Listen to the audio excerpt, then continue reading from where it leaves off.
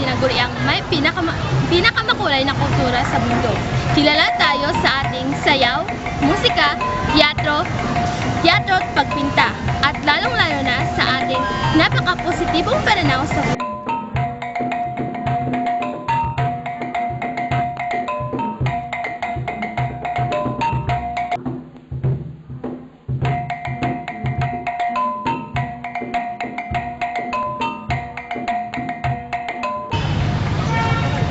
May makulay na kultura ang ating mga kapatid na Muslim, Kristiyano at Katutubo, at nabubuklod tayo sa larangan ng sining.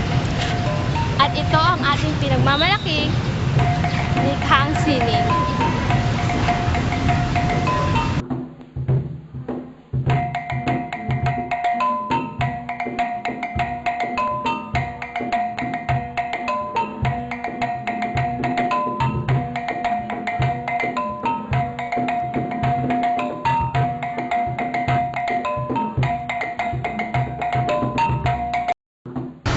Gobyerno ay tumutulong upang mapaunlad at mapanatili ang sining Pilipino. Tara, samahan niyo ako, tingnan natin kung gaano kaganda ang ating sining.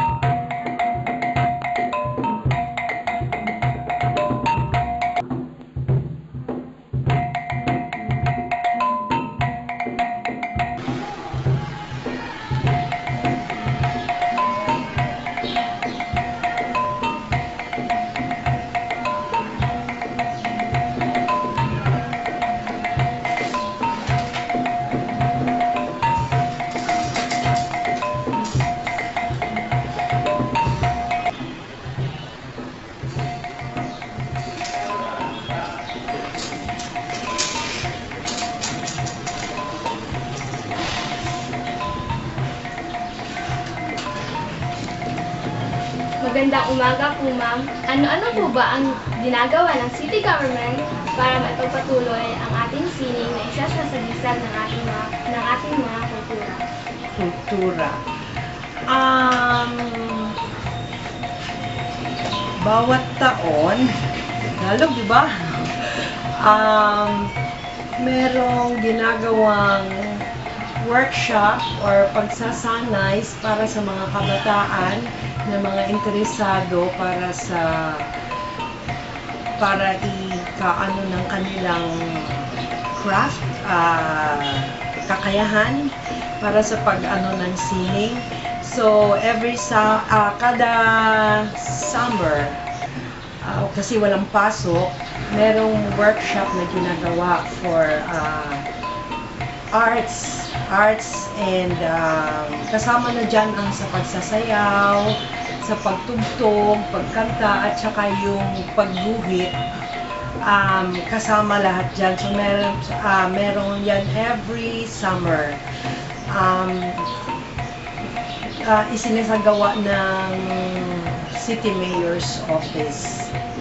At kami naman dito sa City Tourism Office, kung ano na yung kanilang mga natapos or kanilang mga output, katulad ng siguro nakita nyo sa baba, ano yon, kami ang nag-i-exhibit dito and nag-i-exhibit dito at baka pwede na nilang mabenta. Kung gusto nilang ibenta, binibenta namin. Pero kung hindi, pinapakita lang namin yung kanilang mga output, ng kanilang mga nagawa na. Pero karamihan yung mga nasa baba, binibenta na nila yan. At saka marami na rin kaming na benta ng mga artworks ng mga local artists. At saka yung iba naman, yung mga nakapag-seminar or nakasali doon sa workshop na nabenta na rin yung iba nilang gawa. Thank you so much. Okay, salamat!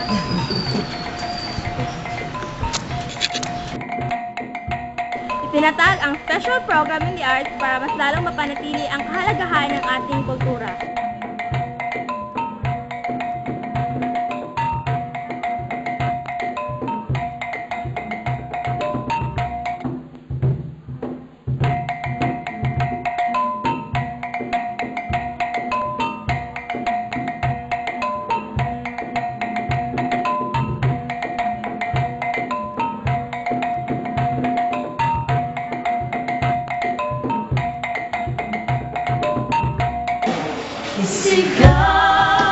Nililinaw ito ang pagkanta.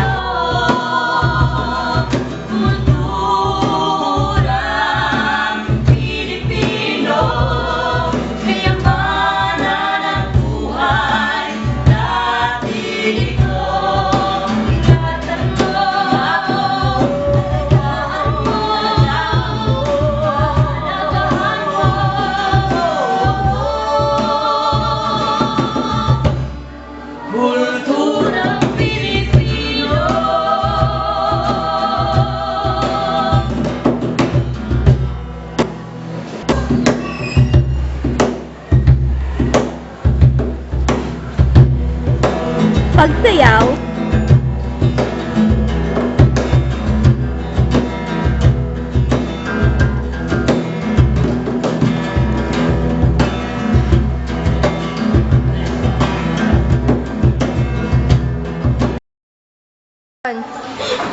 Bakit ganun? Sinabon ko naman! at pag-arte. Ayaw comment! Mabuhay ang kulturang Pilipino! Pagyamanin natin ito!